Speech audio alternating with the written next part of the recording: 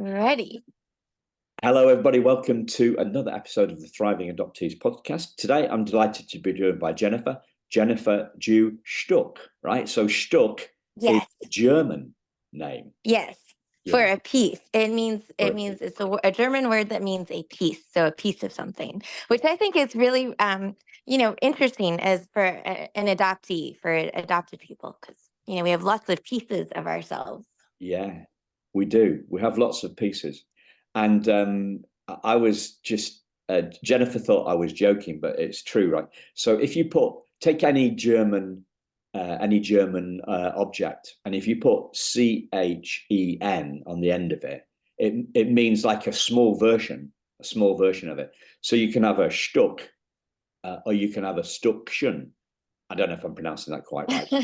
My German is it's 40 years since I spoke any German. But It sounds good. yeah, it sounds good. Stuckchen. Yeah.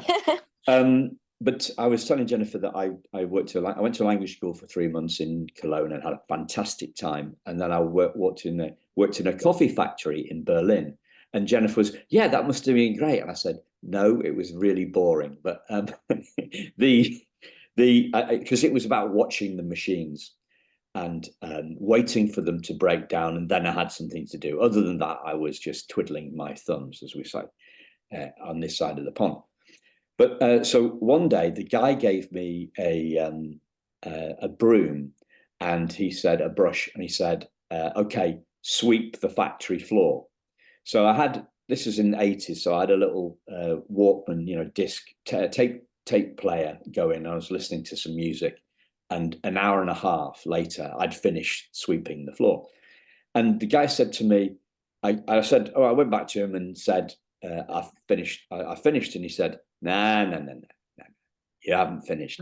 And he took the broom off me, right? And the broom was about, say, 2 foot wide, the brush bit. He took it. Okay. He took that off me, and he gave me one with a much smaller head, with a much smaller broom.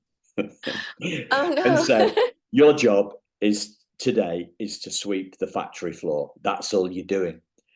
So yeah, that kind of sums up working in the coffee factory. Oh my goodness. Wow.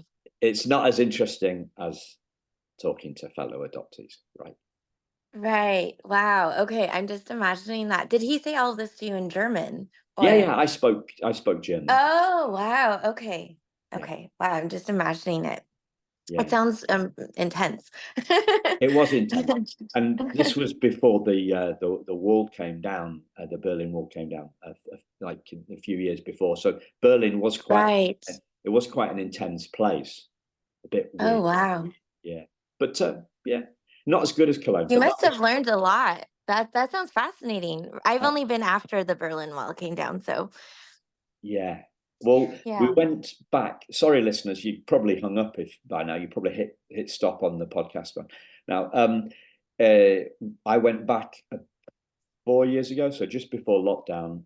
My niece was at a language school in Berlin, so we went back.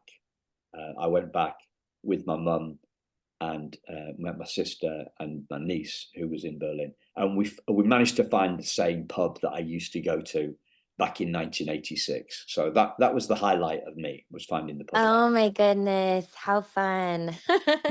That's great. Had it changed a lot? Sorry? Had the it pub changed? changed? Yeah. Yes.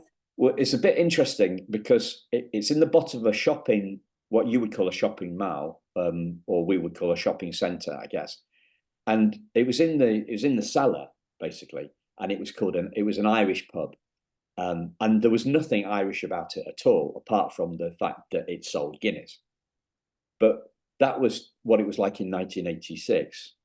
By 2020 or whatever, they'd actually retrofitted it to make it look like an Irish pub. So they stuck loads of wood on the wall, and it looked quite authentic. Oh, wow. Interesting. Yeah. So to business. The business today, we're in the healing business. So yes.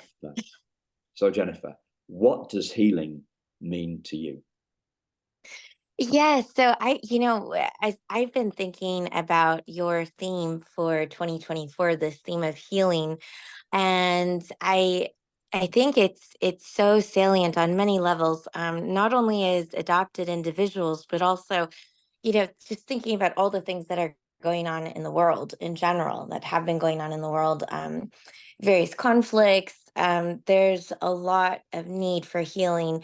And one thing that came to mind when we're speaking about adoptees is just, I remember when we were speaking earlier about the primal wound, which we both read and really, really enjoyed. I have to say, I thought about it, and in all transparency, to be honest, I actually never thought of myself as wounded. So I am answering your question about healing in a circular way because I guess it's if the way that we think about our beginnings and the way that we contextualize it, the way that we ground ourselves in our understanding of who we are and how we started off in this world, I think it really affects our healing journey.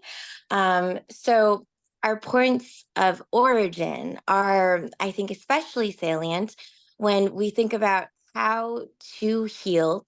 So in other words, it leads to a question of do we need to heal? For example, I think with adopted people, I just came back from the MIT Reality Hack or the MIT Reality Hackathon in Cambridge, Massachusetts, and I had mentioned that I'm working on a VR, AR, XR project for adoptees.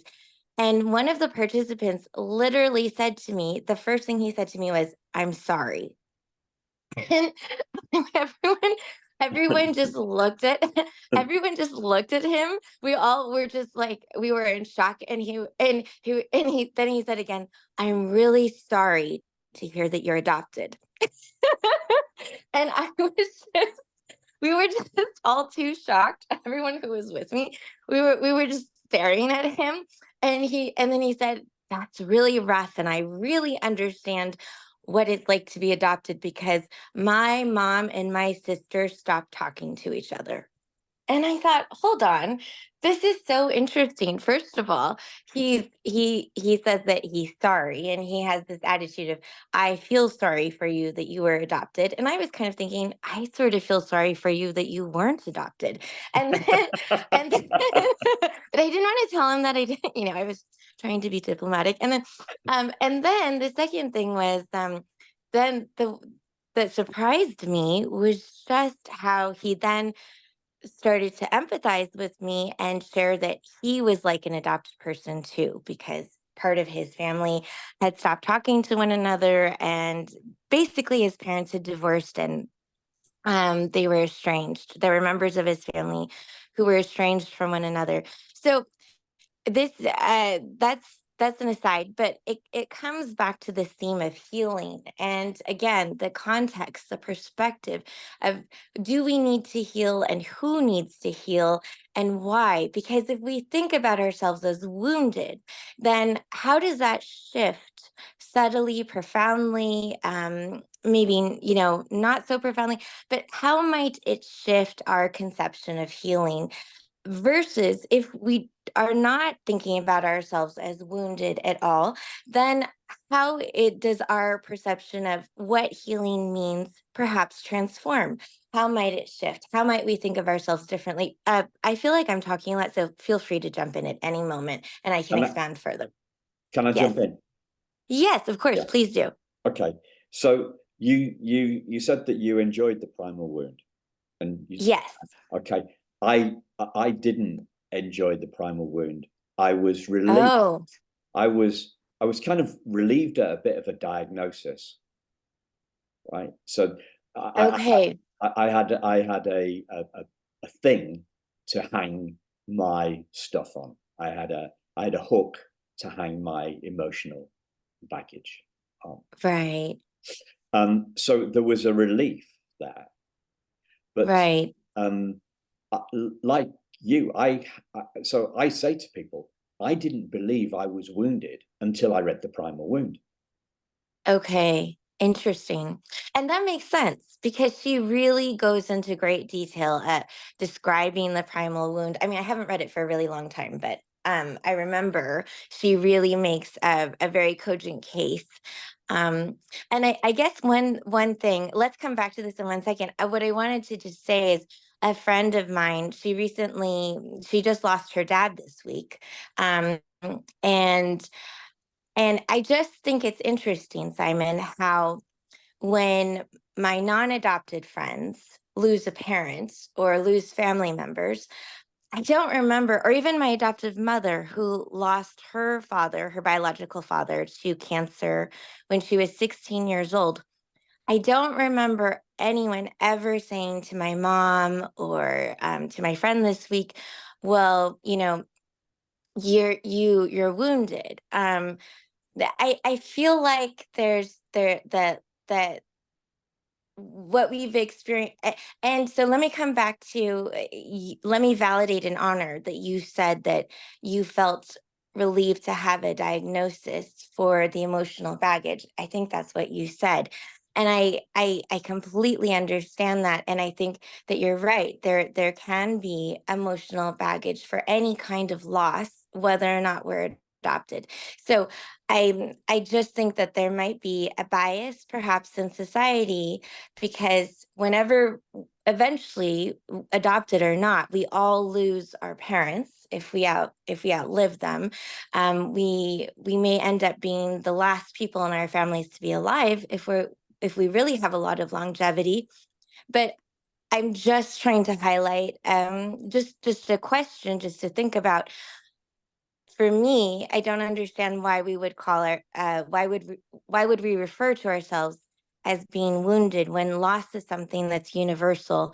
And yes, maybe we've had a bit more of it earlier on than other people might experience, but whether or not we're adopted, everyone will have emotional baggage with loss.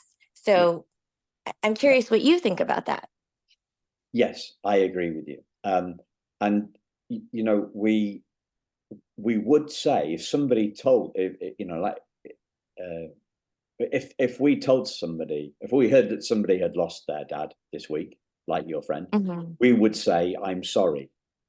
Yes. I'm sorry, and I'm saying, so I'm sorry. And Americans say, I'm sorry for your loss. British Yes. people don't tend to say that, but that's a British person would just say, I'm sorry to hear that. Yes. But and they, so that's one thing. And so it's the other thing. Oh, there's It so would be acknowledged. The loss would be acknowledged. the That's loss what would you're be saying. acknowledged, right? Publicly, yes. But I agree with you. We wouldn't think of that person as being wounded. So the big thing. So what happened to me? So my first reaction was one of relief at the diagnosis, and then that quickly became a kind of a nagging doubt that I couldn't overcome, that I couldn't heal. Basically, that's what I thought. I'm stuck with this. Oh, wow. So we're back with but not stuck with this. I'm stuck with this. Yes. That was a little Yes. right. Yes, So, I know. I got it. and so and then and then I kind of and then I had went on my learning journey, and I realized that we're not stuck with it, and it's deeper than, it's more profound than that. It's about the fact that who we truly are at our essence is unwoundable. So but that sounds nuts to a lot of adoptees. And it sounds like, when I say that, I'm accused of what toxic positivity, Oh, or wow. I could be called, like I'm doing, I'm spiritually bypassing. or all sorts of a spiritual sidestep was a word that I heard yesterday for the first time. Oh, So, interesting. yeah, Hmm. where I've got to on this is that is that we can look at healing on many levels, but to make it simple, we can look at it on two levels, right? Okay. On one level, the emotional baggage that we have with us, and the psychological stuff will be with us forever. It may get smaller, but Yes. it's kind of with us forever. Well, it Right. comes We and live goes. with it. Mhm. So Yeah, it comes and goes, but it's going to be there in the background for exactly. forever. But the other side, the essence of who we are, doesn't need to heal because it was never wounded. Right. I completely agree. And I think then to answer your question, for me, healing in general, whether one is adopted or not, is about transformation. Because I think that the loss of any kind, it's like a two-sided coin. So you have loss on one side, and then if you want to call it healing or transformation, on the other side, it can make you stronger and richer, and it helps to shape who we become. And I think that that's a really beautiful thing, actually. A lot of people seem to think that loss is something to be fearful of, maybe, or maybe in some societies we don't feel comfortable talking about it directly. In others, perhaps we're more comfortable discussing it. But to me, loss it has become, and this is my healing journey for me, and everyone's different with loss. Loss is so unique to everyone, and the timeline for how we experience loss it can also be utterly unique to each individual. But for me, loss is like an old friend who sits with me on the porch when I feel sad, and I can see my friend lost maybe in a rocking chair on the porch with me, and we just sit together and we've become friends. I've befriended the loss, and for me, that is how I transform, and that is my healing journey. Because that loss becomes a guide. It informs me, it grounds me, it gives me direction for the rest of my life. It is something that empowers me now to understand, to have empathy for others, and to understand myself in terms of which direction feels right to go. Um, it's almost become a part of my intuition. I sometimes I call it like a sixth sense of just understanding how to perceive the world, how I understand the world, and it's all, I think that all of this is part of a healing journey. I'm going to pause there, and please jump in with any thoughts that you have. This is such a beautiful conversation. Oh, I'm so glad. This is what I do the podcast for, right? Oh, wow. Okay. Yeah. Wow. I'm really humbled that you say that. So let me kind of put my spin on your spin. Okay, go for it. So you sit on your porch with loss. Yes. Most people try and kick loss off the porch. Yes. Yes. Yes, because they're afraid of it. It's scary. It can Correct. be scary. It can look like a big, huge, Yeah. green-headed monster, maybe with Yeah. several heads. Have you heard of a song? This is really before your time because you're like, I don't know, 10 years, at least 10, 15 years younger than me, right? Have you heard of a song called Don't Fear the Reaper? I've heard of it. I can't actually Yeah. think of the melody off the top of my head, but yes, I've definitely heard of it. Okay. So I'm not going to try and do the melody, right? But the band, Okay. the band is called Blue Oyster Cult. It's a Oh, 70s song, Blue Oyster Cult. okay. It's Don't Fear the Reaper, right? And it's Okay. but we do fear the Reaper.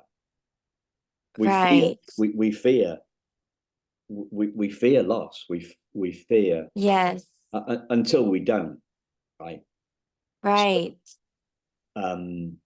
one of my most important mentors a few years ago, well, a long time ago now, 16 years ago, he he said that he worked in a hospice, right? So Mm-hmm. you have hospices in the UK, sorry, in the US, don't you? Like, Yes, we do. My mom was in one when she had cancer. Yes, when I was 19. yeah. So he worked in a as a volunteer. This is a guy called Richard. He worked as a volunteer in Yes. hospice, and he said that the people in the hospice,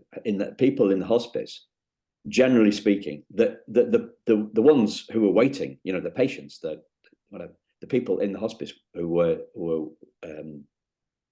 not the Yes. doctors, the people that were going to die imminently. Mm-hmm. He said Yes. that most of them were happier than most of the people in the supermarket. Mm-hmm. I can believe that. Yeah, definitely. And I remember when my mom was in hospice, yes, there are many volunteers in hospice, and yeah, exactly. That just when you there's sort of a calmness when you can befriend your loss. It's not, as you say, it's not scary anymore. It can be terrifying to reach the point to face loss and to look loss squarely in the face. But the minute we do that, if we can have the courage to do that, that huge green-headed monster, with maybe 12 heads, suddenly transforms into a beautiful angel and guide. And um, they just instantly, I think, can transform. And so I that to me is what is, as an adopted person, and also, even if I wasn't adopted, losing a parent to cancer as a young person would be painful for anyone, regardless of whether or not they were adopted.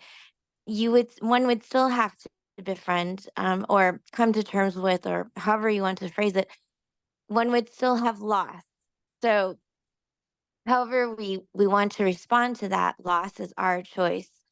But I agree with you. I don't feel that I was ever wounded. I feel that I'm a human, and that as a human, when we lose members of our family, whether or not we're an adopted human or we've remained with our biological family, we're going to experience loss. It's just inevitable. So I don't personally feel it's helpful to think about myself as wounded, but at the same time, I want to be respectful of fellow adopted friends, who maybe it is helpful for them to think about their loss that way. If it's helpful to someone, then obviously, as I said, loss is such a personal journey.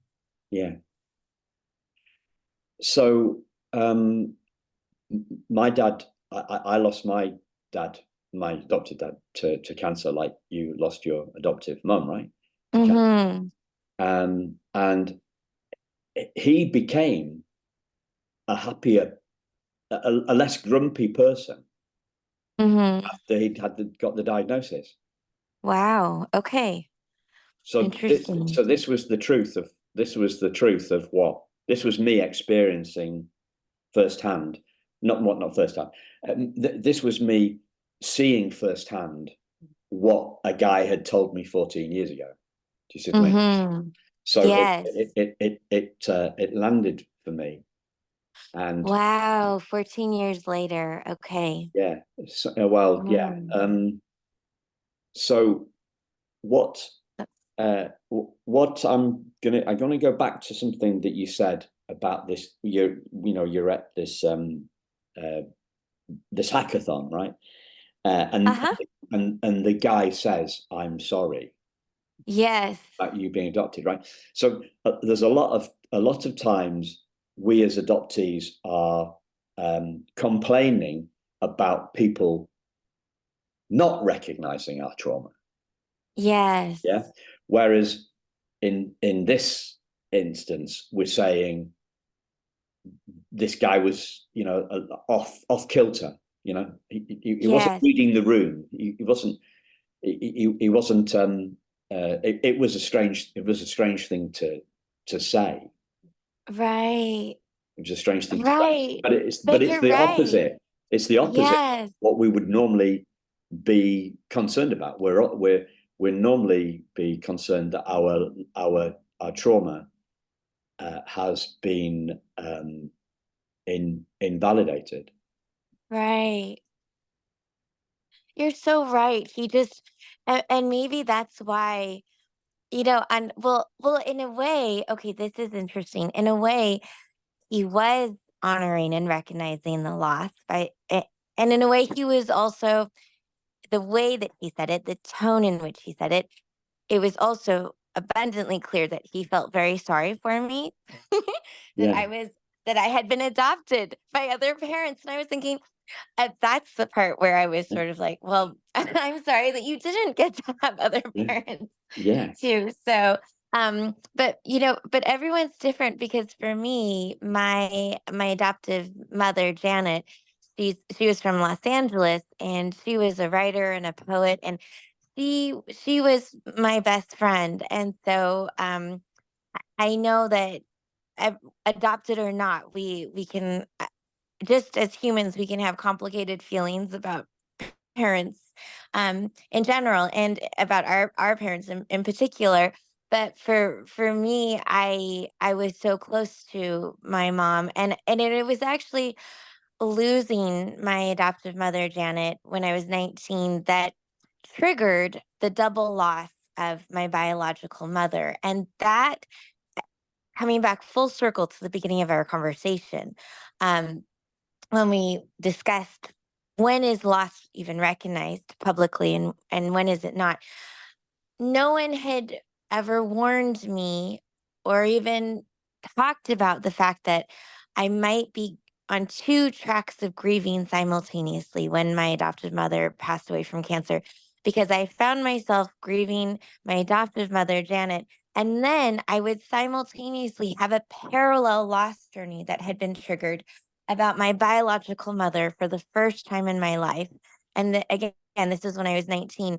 And I had never consciously really mourned my biological mother before. So that's the part that really came out of the blue. That just really knocked me down hard. Was just, wait a second. I'm not surprised that I'm grieving about my adoptive mother because she literally died beside me underneath our Christmas tree. And but why didn't anyone ever mention or talk about or warn me or even acknowledge right now that I might also be grieving my other mother, my biological mother, the and mother I have no name for, and I don't even know what she looks like. Sorry, go ahead. so what year did your adoptive mum pass, Janet? She passed away in 1999. 1999. Yes, Christmas. Oh, wow. And the other thing is that I didn't even, I guess the thing that was really surprising was just I thought, am I going crazy? Because it really kind of felt like I was going crazy because I was thinking, how could I mourn a mother? I don't even know what she looks like. I can't remember her. I have no conscious memory of her. And yet the grief and the loss that I feel for her, this person who has no name, who has no face, is as real, as profound as the grief that I feel for my adoptive mother, the person I grew up with. Yeah. Well, the reason that nobody told you is because nobody had put the two things together, Right. I would say. Mm-hmm. Um, Well, and actually, they were actively trying to not talk about her because when my mom oh was God, ill, oh, no. yeah, yes, Sorry for because laughing. You know, when my no, no, but when my mother was when she was kind of on her deathbed, my two mothers actually met one another because in Taiwan, because I was adopted privately. So my biological mother and my biological grandfather actually spent a lot of time, a few weeks in Taiwan. My adopted mother went to their house. They were interviewing different parents. I almost ended up being adopted by an Australian couple and going to Australia to grow up when they met my mom at the last minute and they really preferred her, I guess. So my mom was the link between my American mother from Los Angeles was the link to yeah. my biological mother, but Wow. she was so afraid of her. She was so fearful of my biological mother that she actually did not share a lot about her with me. And so when it became apparent that I was running out of time to ask my mom very gently just a couple of questions about my biological mother, my mom and all of her friends, they really tried to shut down the conversation and move the topic onto something else. No one wanted to talk about my biological mother. No, no. Well, they're scared. Yes. Very scared, very scared. And that always Terrified. perplexed me. Terrified. Terrified. Yes, terrified. And that always perplexed me because I wish that I could have said, now I could say as an older person, but at that age, I didn't have the words. I couldn't articulate it as well, probably. But I wish that my mom was still alive now because now that I'm older, I would be able to tell my mom, there's nothing to be afraid of. The love that I have for you as my mother, and the love that I have for my biological mother, they're two very different relationships, and you're not in competition with one another. You're not even in the same category in my mind, of relationship. It's like comparing apples and oranges. They're so completely different. It saddens me that my adopted mother was so scared and threatened by my bio- Yeah. biological mother. Yeah. You see, we don't like those emotions, and we feel sorry for people that are having those emotions, don't we?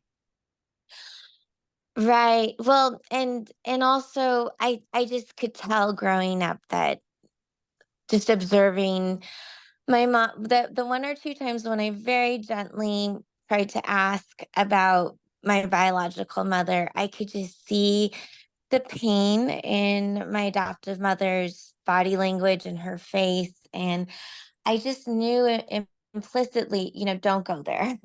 That's just don't Yeah. even don't even go Yeah. in that direction. So I saw a documentary by one of my adopted friends about a Korean adoptee, and in the documentary, her name is also Jennifer. She she says, asking about my adoption or talking about my adoption is one of the scariest things that I can do with my family. And I really understood that. It's called Adopted, the movie, the documentary. You might have seen it. Yeah. I haven't seen it actually. I need It's to dig it it's out. really good.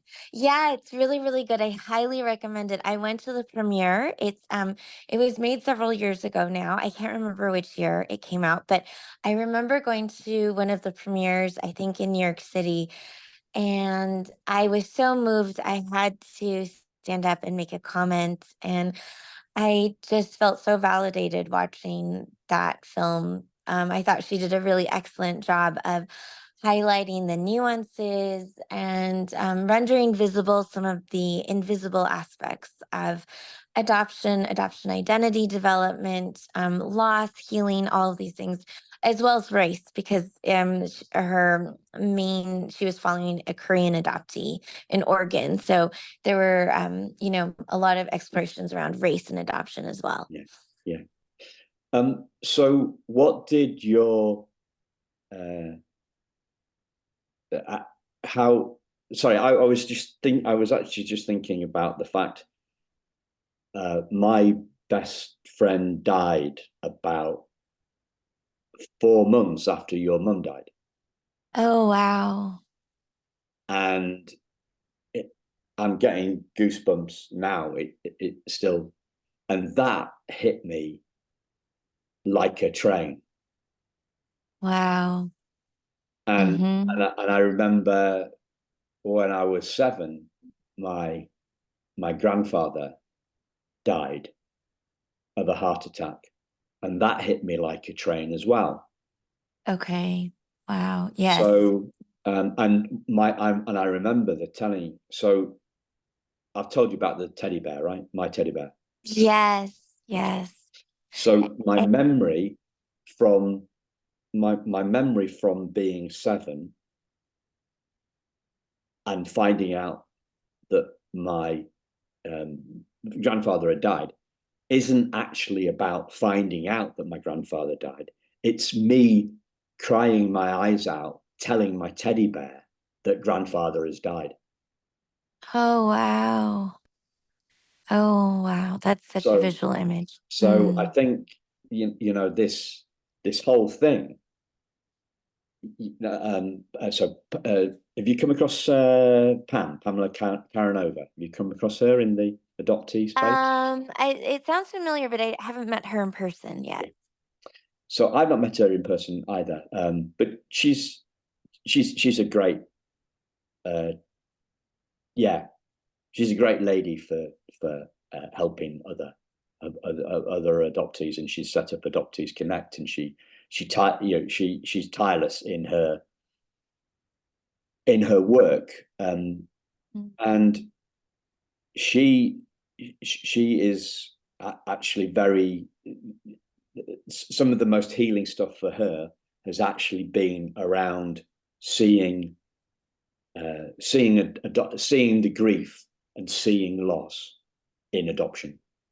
Yeah, equating the emotional equation in the emotional loss of our biological family with the the physical loss of our parents or our loved ones. She thinks that the adoptee, what other people might call the wound, is very like grief. So the grief, you talked about two tracks Right. two tracks to grief. I think I would see it as two tracks, and also or a multiplication, right? Yes. So Yes. if the grief score is in pain is 9 out of 10, right? Mm-hmm. Mm-hmm. Then nine plus 9 is 18, yeah. Mm-hmm. But Yes. 9 times 9 is 81. Yes. So the pain multiplies, and Grief squared. It's like it, grief squared. grief squared, yeah, yeah, Yes. Grief squared. Yes. Absolutely. And and they some people write about grief through that's why I said I feel like it's just a human process. And as adopted people, we just experience that loss a lot earlier. And then a lot of other people might experience parent loss a lot earlier. yeah, Um but so it is to me just literally a grief process. And but some people, when I read about grief and just general, I read a lot of loss of parents, loss of parent books intended for a general audience. And some writers spoke about grief on the cellular level. And this is sort of what you're saying is reminding me of that. Have you come across that literature? no, Or no, just I've being, never read any yeah. books about grief, but obviously I know what you mean by cellular level. Mm-hmm. So we, Mm-hmm. like we feel it in our in our the memory, the pre memory loss. Yes. It is we say it's in, we say that it's in our, the bloke says, didn't he, trauma, that Bessel van der Kolk, he says, the body keeps the score. What he means by that is it's in our bones, not our brains. Because if Yes. our brains, we would be able to remember it. I mean, but Yes. he's looking at brain as in, I'm simplifying this. So you've got brain, you've got implicit memory and explicit memory. So and Right. the brain, people think about mind and who we are and tend to relate it to our brain, right? The brain's the commander. Right. And then other people say, well, actually, the brain is, the brain is, the mind is an organ the size of our body. It's not just in our brain. So you get into, Yes, I'm exactly. already getting into tricky stuff. But let me ask you another question. Let me ask you a Sure. question. So what did your grief process look like after the death of Janet, after the death of your mum in Oh, wow. Christmas 1999? Okay. Okay. So I would call my grief process my healing process as well. It's both. And this is a huge topic because, as I had mentioned before, my adoptive mother had lost her biological father to cancer. And when she was 16 years old, as a teenager in Los Angeles.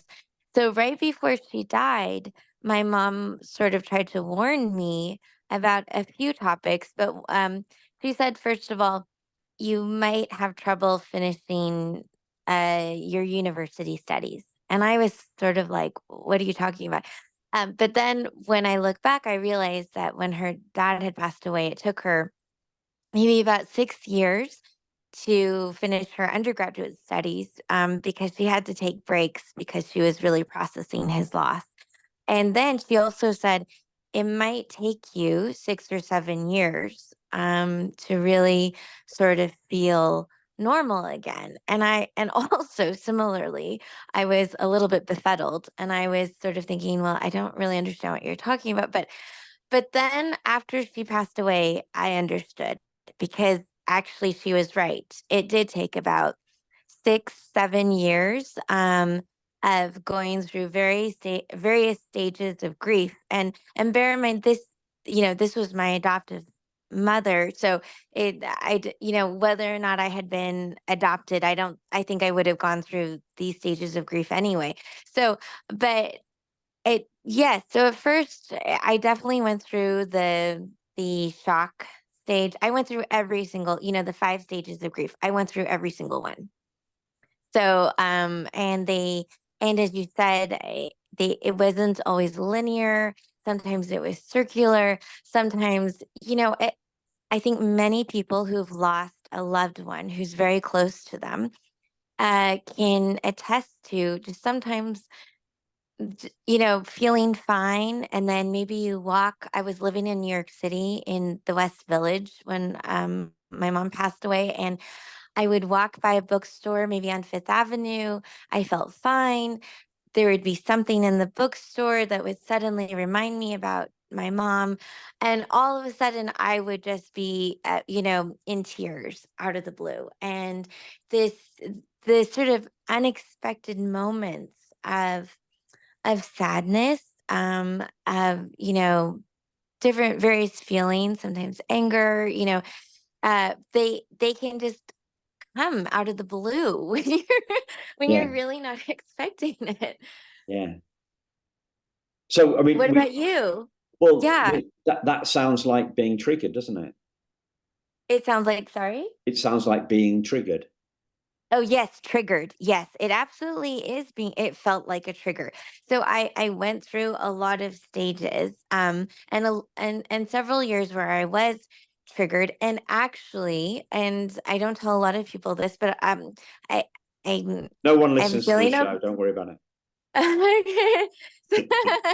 so, but it triggered a plane phobia. After my mom died, I couldn't fly for about 6 years. And that is, I literally took our Amtrak, which is our or train right. in the United States, back and forth between LA and New York City. I could not get on a plane. I developed this crippling plane phobia. Um, and the strange thing about that is I had always wanted to be a pilot by hobby. I have a lot of my aunt and uncle were hobby pilots, and they took me flying when I was young, and I always was fascinated by flight. I was never afraid to fly, but somehow losing my mom, it triggered a plane phobia that took me 6 years to overcome. And I knew I was talk about healing. I knew I was healed from that phobia when finally at about the age of 26 I was able to take my first transatlantic flight again for the first time since my mom had died, and I flew to London, to England. And that was a huge, oh my goodness, that was a huge, huge, huge accomplishment that I made it across the pond. Yeah. Well, you should have given me a call. I wish I had known you. So That would have been um, great. that would have been great. Um, when when was the first moment when you realized or when you saw loss as a friend on your porch? Okay, I have to think back because by now, even now, I'm just smiling when you say, your friend lost. I'm smiling. I'm beaming. I'm trying to. I felt this way for such a long time now. I'm trying to remember exactly when that happened. I don't think it was a single moment. I think it was. I think it was more of a gradual process of learning slowly not to be so afraid of my loss, of learning slowly, maybe, okay, so let's imagine if loss is a person. Yeah. Maybe I might sort of spy on Loss around the corner briefly when I thought she might not be looking. And, um, just take a little peek. And then maybe it would lead to we might be in the same room together for a few moments. This is all metaphorically speaking. Yes. And then it might lead to one. I don't remember exactly how it happened, but it must have been in my mid-20s, probably about 5 years after my mom passed away, when I was just like, you know what? I am just going, I'm just going to have to sit with this feeling, with these feelings. I'm just going to have to sit with this. And let's explore this. Let's get curious. Let's be open to being curious about these very uncomfortable, often cripplingly painful feelings. And actually, when my mom passed away, I couldn't cry for the longest time. I feel like it took me years to cry. And I remember at the memorial for my mom, when all the family and friends were gathering, um, people kept looking at me strangely because I other people were crying at my mom's funeral and memorial gathering, but I wasn't. I was just soldiering on. I did not cry at all. I looked almost like I could have been at a business meeting. I was just going around. I could not cry maybe for at least 4 or 5, 6 years. I don't know. And I just remember feeling like if I start to cry, if I start to even acknowledge all of the feelings that I'm feeling inside, I will never be able to stop crying. It will be uncontrollable. And I was terrified of that. I was terrified of what if I even open that door? What if I even allow myself to feel the tiniest bit of what I'm feeling? The floodgates are just going to burst open. And it sounds crazy, but I literally felt like I will never be able to stop crying. And then what? Then what? It was terrifying. And so at some point I had to just face it, and I still couldn't cry. I still couldn't openly cry. Um and people looked at me like, wow, she's I almost felt like wondered that they might be thinking, wow, she's so cold. Her mom just died and she's not even crying. She doesn't even look particularly sad. But it was just because I was so sad and I was so scared of that sadness and what would happen if I actually acknowledged that sadness. And so at some point though, while I still couldn't cry, I started to slowly take the loss out of the box, so to speak, out of the closet. And I started to say, okay, you're here. I'm here. I don't know how I feel about you, but we are both here. And you don't seem to be going away. You seem to be a little bit, almost like a shadow, that sometimes I can see and sometimes I can't see, that sometimes it's triggered and sometimes it seems like you've disappeared. Yay, you're gone. I hope you stay away. and and then finally, slowly, yeah, over maybe a period of 2 to 3 years of just following curiosity and becoming more and more open, we became friends and we've been holding hands ever since. And I know that she is actually my most reliable friend. I know that when I am feeling grief beyond words, when I am feeling sad, when I feel like my whole body is screaming at a cellular level in in pain and sadness and things that are just beyond words, beyond memory.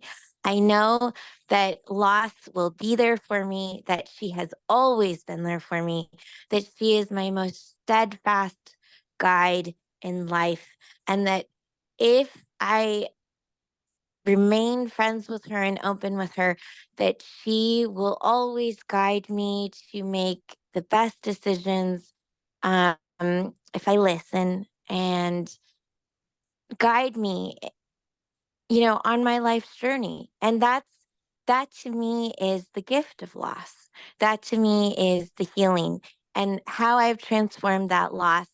I'll give you some concrete examples. So when when my adopted mother passed away, and then that triggered the double loss of my biological mother as well, the two tracks, the loss squared, I began to wonder, have other adopted people also felt this double loss? Is it only me? And I began to wonder, or have other people felt this loss earlier? I didn't grow up with other adopted people really, except for my brother, who's adopted from Seoul, South Korea. And so this is how loss became my friend. Loss inspired me. The double loss, the loss squared of my two mothers inspired me to start Chinese Adoptee Links International Global Generations, the first global group created by and for the 150,000 Chinese adoptees growing up in 26 countries around the world. Loss transformed me into an adopted person who had never given much thought to my adoption at all, to someone who actively in my 20s wanted to reach out to the worldwide adoption community and create a new space to say, hey, did you know that there were other Chinese adoptees? I asked the Chinese adoptees in Ireland, did you know there are other Chinese adoptees like you, say, in California and Canada? And the little girl said to me, no, we thought we were the only ones here in Ireland. And so, and they were like, really? And I'm like, yes, there are younger adoptees like you all around the world. And so Chinese Adoptee Links International Global Generations, it actually started off as a pen pal program because when I was 19 years old, sorry, I need to rewind. 10 years before that, when I was a 9-year-old in Laguna Beach, California, at a new school, feeling very alone and very frightened at my brand new school, because before I'd gone to school in Newport Beach and we moved to Laguna Beach, which is a nearby community. I had a pen pal from Paris that our teacher set us up with. And I felt like she was my only friend that year, that first year at my new school. And so, yes, so 10 years later, we met each other in person when I was studying abroad in Paris, and she took me all over Paris. And from that experience, I thought, I wonder how amazing would it be if younger Chinese adoptees or younger adoptees around the world had pen pals, so that when they're young adults or older, that they will have guides and friends in other countries as well. So I think we're about time. Yeah. So Wow. I'll pause there. Thank you. And do you want me to link to that in the show notes of the? Okay. Yes, the pen pal program is sadly it was very, very successful, but I'm not doing it anymore. But I can send you a link to the to what I am doing now afterwards. Great. Well, that's been fantastic, Jennifer. I really enjoyed it. And the purpose, as I said, this is why we're talking about healing. Because, Yes. we all think different. We all have different thoughts about healing, and as you say, how helpful is it? That's the purpose. Like we're so great at talking about our trauma, but we're not great at talking about healing, and that's the purpose of the podcast, to talk about it. And that's the whole shebang, really. Yeah. So my concluding thought for you and for all of your wonderful listeners is just to think about loss as a friend, as a guide, as maybe if you allow it to be, it can be one of your best friends. And let me leave you with a prompt. Once you befriend your loss, if you haven't already, how might it transform your life in the most wonderful ways that you never ever imagined? And who might you become? And that's something that I think is truly exciting and is the gift of loss and the gift of healing. Me too. Fantastic, Jennifer. Loved it. Thank you, listeners, for listening, and thank you, Jennifer, for being here. And thank you, Simon. We'll speak to you soon. Take care. Bye-bye. Okay.